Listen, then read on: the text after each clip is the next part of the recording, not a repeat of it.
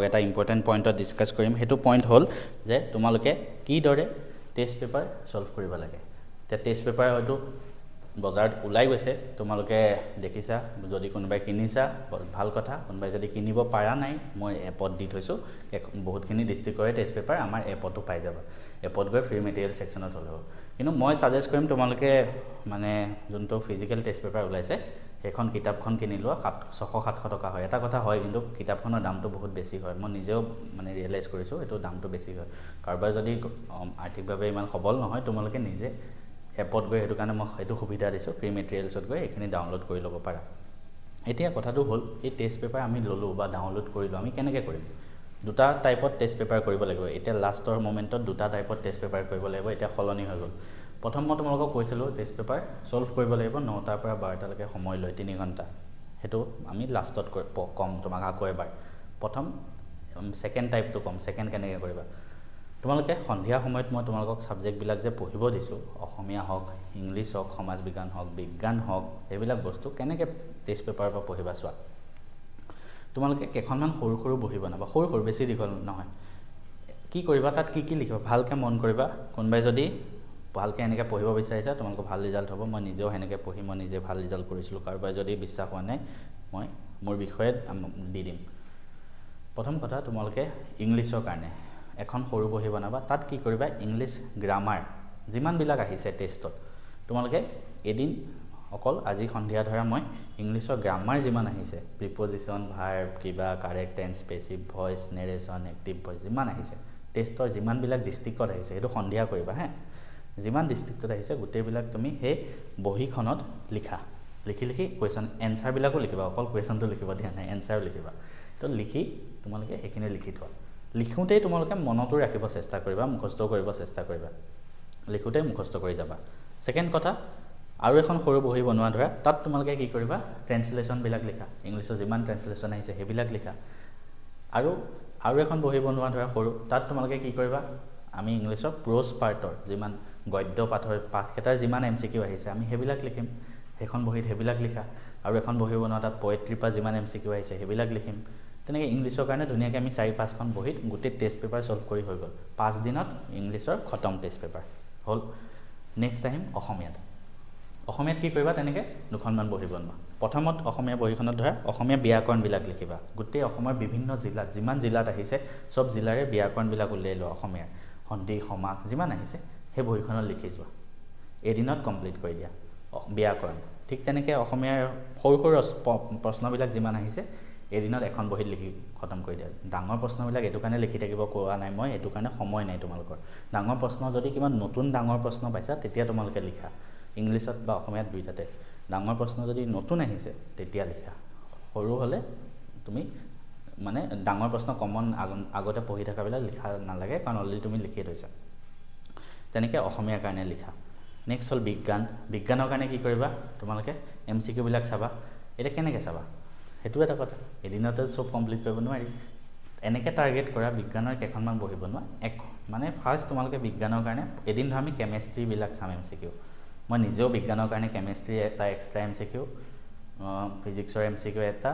biology MCQ এটা এনভাইৰনমেণ্টেলৰ MCQ এটা তোমালোকৰ এই 4টা মই টেষ্ট পেপাৰ যিমান কুৱেশ্যন আহিছে সেইবিলাক মই কৰাম তোমালোকক অতি সোনকালে আনিম ইউটিউবতে দিম ফটো নিদিওঁ বেলেগ গতিকে তোমালোকে নিজেও যদি কৰিব বিচাৰা সেনেকৈ 4খন বহি বনোৱা কেমেষ্ট্ৰি প্ৰথম আজি ধৰা আমি কেমেষ্ট্ৰিবিলাক চাম অসমত সন্ধিয়া হে অসমত যিমান কেমেষ্ট্ৰি কুৱেশ্যন আহিছে বিজ্ঞানৰ সব আমি তাত লিখিম এমচিকিউবিলাক সব কুৱেশ্যন এনসাৰ লিখি থাকিব নালাগে কুৱেশ্যন জাষ্ট পইণ্ট ৱাইজ লিখা এইটো এনেকুৱা আৰু সেম কুৱেশ্যন আহিলেতো লিখিব নালাগে এইটো ভাল কথা আৰু তেনেকৈ লিখা আৰু যদি কিবা নতুন পাইছা তেতিয়া তুমি এক্সট্ৰাকৈ কৰিবা নতুন কি পাইছা মই সেইটো পিছত কৈ আছোঁ ঠিক তেনেকৈ ফিজিক্সৰ কাৰণে কৰা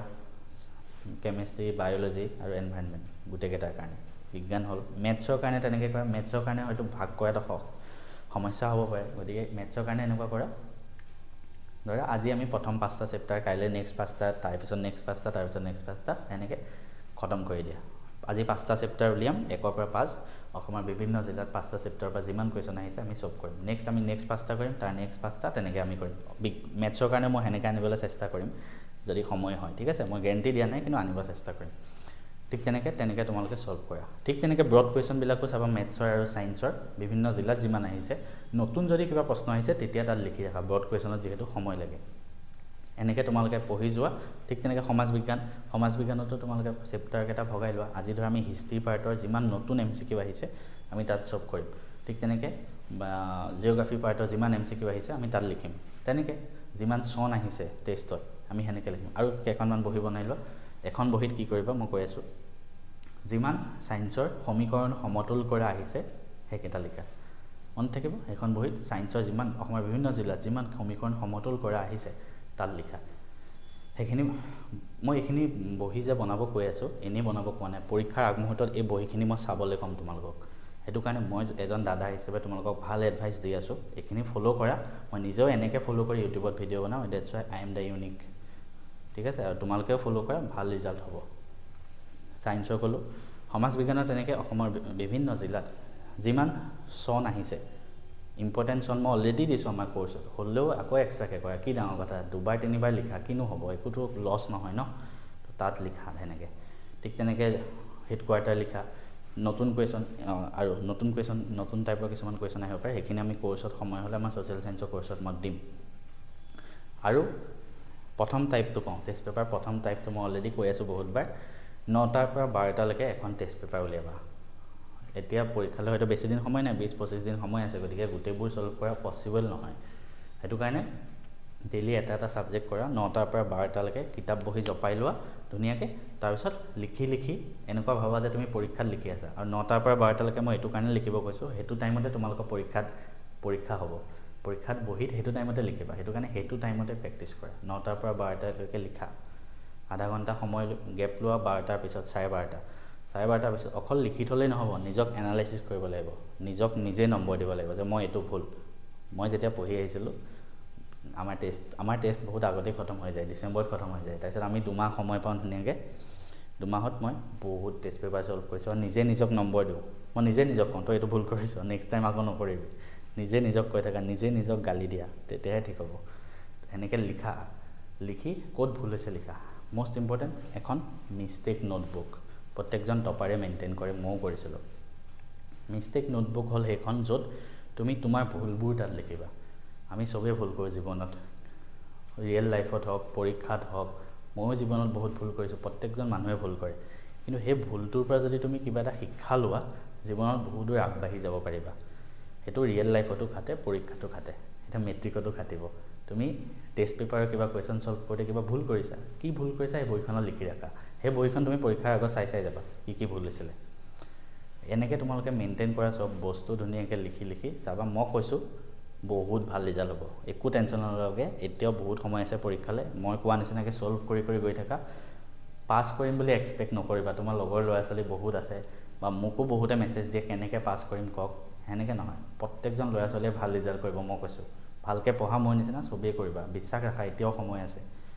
অকল পাছ কৰিম বুলি নপঢ়িবা চবৰে ভাল হ'ব চবেই লেটাৰ মাৰ্কছ পাবা যোনে লেটাৰ ভাবি আছা চবেই 100 পাবলৈ চেষ্টা কৰা যোনে পাছ কৰিম ভাবি আছা লেটাৰ মাৰ্কছ পাবলৈ চেষ্টা কৰা চাবা ভাল হ'বই নিজক ইমান তলত কেতিয়াও নাৰাখিবা তোমাৰ বহুত কেপেবিলিটি আছে ভগৱানে চবকে দিছে সেইটো পাৱাৰ ভালকৈ সেই পাৱাৰটো ইউটিলাইজ কৰা চবৰে ভাল হ'ব বেষ্ট অফ লাক